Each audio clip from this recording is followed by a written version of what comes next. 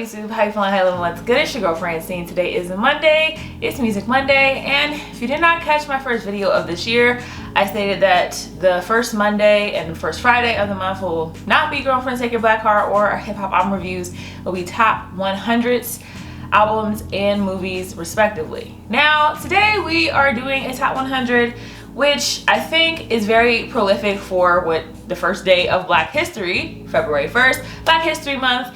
And this album, to me, is very important in Black history in general. Not just because of the message that it says that is very much still prolific today, even though this album came out in 1971. It's prolific because when I was looking up this album, I had no idea. It almost didn't come out. This album was almost not released. Motown was very upset about kind of the messaging it was giving. It wasn't really what they was going with at that time. They were more like love songs and you know, like fun dance songs. But this album, which I have not said yet, is What's Going On by Marvin Gaye, had a very deep message that didn't really flow with what they were doing at the time. And to know that this album almost didn't get made makes it even more prolific to me, because it's like, this was almost not put into the ether. This was almost not distributed to the world to hear about how deep and how frustrating it must have been to be in the 70s, between the time of the Vietnam War. You know, the Detroit Riots had happened in the 60s, and all that kind of came from that. And this album, you can feel, and I'm saying feel, all of that throughout this album. Like I said, it's What's Going On by Marvin Gaye. It is the #1 album, and when I did the top 100s, I was going to say, does this deserve to be on the top 100? And that was going to be like the whole thing. Yes, the answer is yes. Okay, there is no question. There is no, oh my god, is it? No, it is. This album still is relevant today. I mean, if you listen to the lyrics, it's still relevant. It's still important to listen to and really see the parallels from, yes, you know, most of this was about the Vietnam War, but we can put this now into police brutality. We can put this now into how America now, you know, how we insert ourselves into stuff, and sometimes it's not always ethical what we do a lot of times, and it's still prominent, like it's still relevant. And that's why I'm happy that this song is on the list, because when we get to Friday, I'm gonna have my frustrations aired out about the top 100 movies list, because we gonna get there. But at least we get the albums that represent us and our voices. And so let me get into kind of what I want to do for this one. I don't really want to do what I do for hip hop album reviews, where I talk about my top 5 and why I like the album, because I'm gonna let you know now, I liked every song on this album, and I love this album in general, and I'll give you my reasons why in a minute. But I'm gonna kind of give the history of this album, what each song kind of represents, what you can feel from the song and from the album in general. So let's get into it. So the first song on the album is, of course, the title song, What's Going On. This song, if you played it right now, somebody would feel the parallels to this day. Now, granted, when Marvin Gaye wrote this song, it was supposed to be talking about Vietnam War, all the veterans coming back, you know, mother, there's so many of you crying, essentially saying, you know, mothers were losing their sons, going off to Vietnam and losing their lives. So many people died. When I looked it up, I think it said like over like 50,000 people died in Vietnam. And it's like, a lot of times it was black men who were going because they had no options after college. When I talked about in my Dead Presidents review, how they were like, I mean, I guess I'll go to college, maybe. And a lot of them were like going to war, because that was kind of the option that we had at that time. And so they would go to war and they would lose their sons. The line brother came from his brother, who actually did go to Vietnam and came back and kind of was telling him the stories about what was going on. And so, you know, this song, even though, you know, we don't have like a big war like Vietnam now, I mean, we had another war that was kind of not as necessary happen in recent years. But even now, when you see mother, so many of you crying, yeah, we might not be crying from war, but people are losing their sons to crime. They're losing their sons to the police. Like, you know what I mean? And it's still happening to this day. And so that's why this song is so relevant, because it may not be about the same thing, but it still rings true to this day. And when I looked up this song, it said that what's going on was not supposed to be a question, it was a statement. It's essentially saying this is what's going on. Mothers are crying, brothers are dying, you know, picket lines and picket signs, and don't punish me with brutality. Like, this is what's going on. Like, this is what's going on. Like, if you asking, this is what's going on, okay? I'm just letting you know. And I appreciate that, because it's not a question. We know. And I think most people know what's going on. If you want to be ignorant, if you don't want to listen to what's going on, then that's on you, to be quite honest. And Marvin Gaye was like, look, I'm gonna tell you, okay? We're letting you know this is what's going on. And so that song leads into, and I'll say this now because it's very prevalent, this album is essentially like a story. It is not a single album, and that's why I think it's better to listen to this album together, because before I listened to this album, I only heard What's Going On, Mercy Me, and Inner City Blues. It's the only 3 songs I'd ever heard from this album. And I'm kind of happy that I didn't hear them individually, because they go together so well. It's like a story. It's like, you know, we go from what's going on to what's happening, brother. Which, like I said before, Marvin Gaye's brother was actually in Vietnam. So this is kind of about him. It's about the story of a soldier coming back from Vietnam and kind of asking, you know, what's going on? Like, what's happening? You know, we still hang out at the same spots, you know, like kind of trying to see what's going on in the world since he's been gone. And this song is very touching because it touches on how the veterans were treated when they came back from Vietnam. Because Vietnam was not a good looked at war. A lot of people didn't like that we went to war in Vietnam, especially when we came back and didn't really win. And so a lot of times the veterans were forgotten about. A lot of times they were homeless. A lot of times, you know, they were unable to find jobs when they got back here.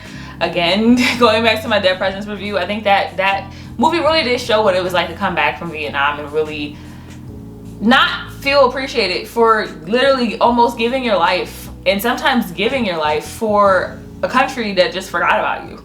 Like, essentially just forgot about you. Like, and it's so sad to think about, but it's true. Like, a lot of times when they came back, a lot of those veterans were treated badly even, and it's like crazy to think about. So I like that this song touched on that, and it really brought to light a lot of the issues that went on when they came back from Vietnam, because a lot of people don't know, and I didn't really know until I did my own research and really looked into it. So that's the second song on the album.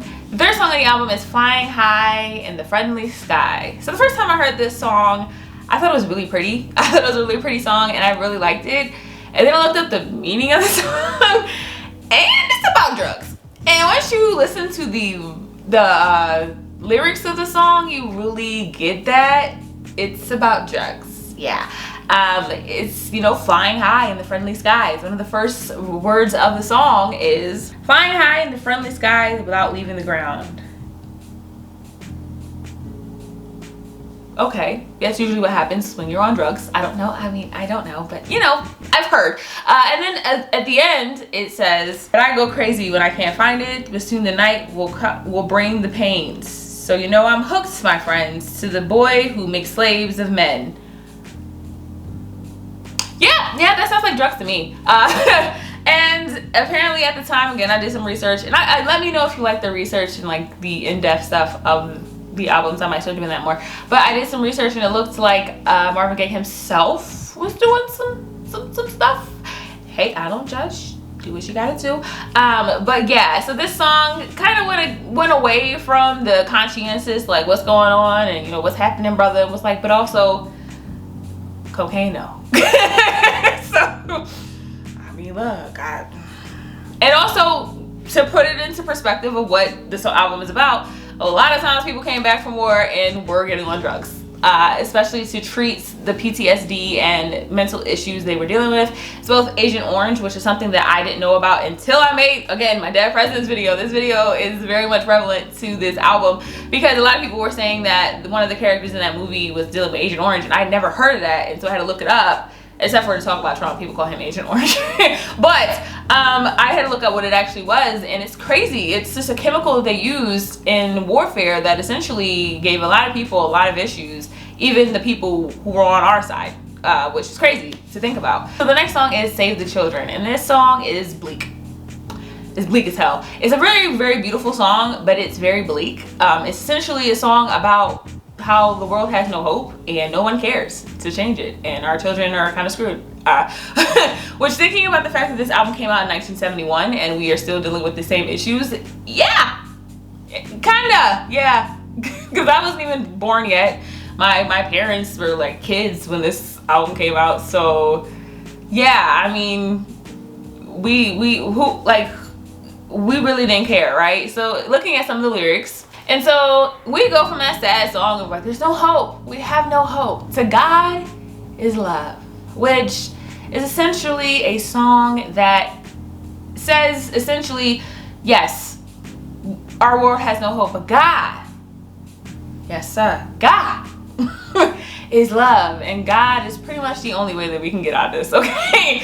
And you know, when you look at the history of Marvin Gaye, he was born up very religious. His father was a pastor, and his father sadly ends up being the person who kills him.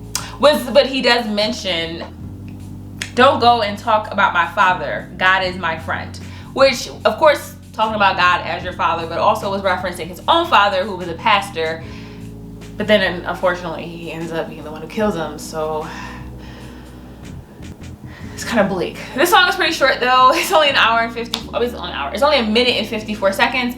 And again, like I said from the beginning, all these songs kind of flow together, so you don't really realize that it's over because it literally just transitioned into Mercy, Mercy Me, which, I don't know. I feel like I don't have a favorite song on this album, but out of all the songs that I heard before, this song, I just like the flow of this song. It is mostly instrumental, and I love instrumental little breakaways, but the words are also very important. They touch on the world, literally the world. The parentheses is the ecology. It's essentially talking about how this planet is not treated well, and we're gonna lose it one day, which very much prevalent now. Hello, climate change.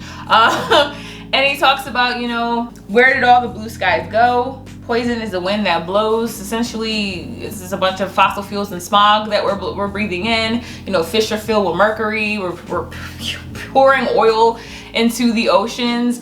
Radiation underground in the skies. Animals and birds who live nearby are dying.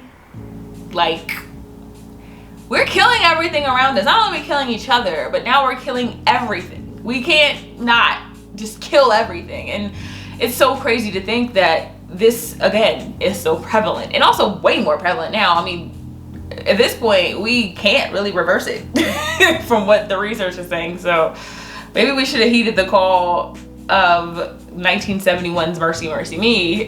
Maybe we wouldn't be in this predicament.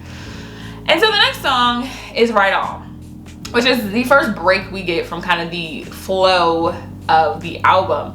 And this song is the longest song on the album, and it's a nice little beat, it's nice little words, but I don't think it had the same feeling behind it as all the other songs. You let me know if you felt the same way. It kind of had this kind of like Latin little beat to it, and it was very fun. It was a cute little song. Of course, it had some prolific lyrics. Let's go into it. A true love can conquer hate every time. Give out some love, you'll find peace sublime. Right? Yeah, love conquers hate. You know, love one another, come together. That is definitely a message that is throughout this album, but I just didn't feel it in this album, in this song. I mean, because throughout the album you can feel the sadness, the frustration, the anger of like, we are like killing each other. Like, why? We are killing this world. Why? Like, what's going on? God help us, please. Heaven help us. Okay. And that is very much prevalent throughout this album, but this song kind of just like dipped off of it, and I couldn't really find much research as to why. If you know, if you were back in the day in the 70s and you know why this song is different. Was this a single? I didn't see this was a single, like the other three songs that I do know on this album, but it was very different. And then after this song we go into Holy Holy, which is essentially a prayer from what I gathered. It's saying, you know, God to help us come together, and one of the lyrics says, Jesus left a long time ago, said he would return. He left us a book to believe in. In it, we've got a lot to learn. Essentially, we need to go to Jesus, okay? We need to go to Jesus. We need to pray. We need to come together. And, you know, like I said, he was raised religious. This is very much in that lane. And the last song on this album is one that I feel like I've heard before, but I've never really listened to, and I really like this song a lot, and it's called Inner City Blues, Make You Wanna Holler. And this one is really kind of a universal like coming together of everything, right? In the first verse, he talks about the space race, but also talks about how there's people here who ain't got nothing, and you spend all this money to essentially go to the moon, and you got people here who are dying in poverty. And the lyrics go, rocket moon shots, spend it on the have-nots, money we make it, before we see it, you take it. Like, look, you worried about going to the moon, but we ain't got no money. Then the next verse is essentially like what I said, which is about people who go to war because they have no money. They're desperate. And the lyrics go, bills pile up sky high, send the boys off to die.